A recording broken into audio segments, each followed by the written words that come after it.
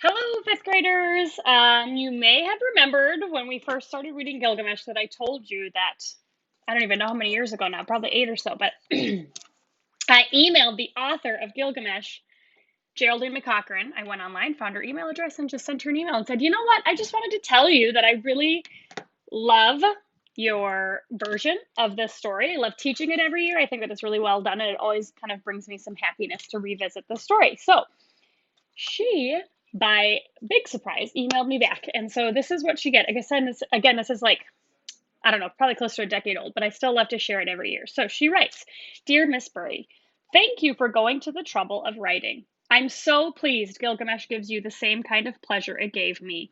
It doesn't get much of an outing because the Greek myths are so predominant in the national curriculum, and teachers don't quite seem to know what to do with it.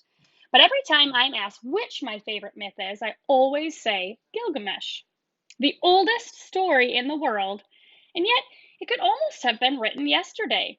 The geology of it still runs through us like rock strata.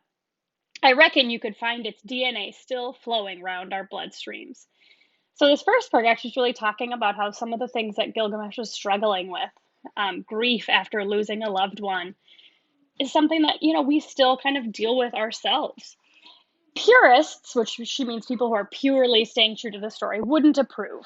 I did mess around with the underworld rather, but I thought that telling young readers that the afterlife consists of eating plates of ash in the dark was somewhat unpalatable.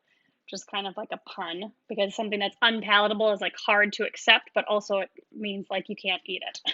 So she's making a joke about the ash. But on the whole, the reason I so love retelling myths and legends is that they allow me to tackle the big stuff that everyone minds, regardless of their age. And so in this paragraph, she's kind of hinting at, if you stay and read the original, that his journeys as he's going to find Utnapishtim are a little bit different, a little bit darker, a little bit more kind of difficult stuff from the original. I wonder just how right the archaeologists were in their interpretation of the clay tablets. How utterly extraordinary it must have been to look back through time and find their own fears looking back at them out of Gilgamesh's eyes. My best regards to your inestimable students, and to you, of course. Yours, Geraldine McCaughrean. So I love this note, right? It gives us this idea of how universal some of these things that Gilgamesh deals with are.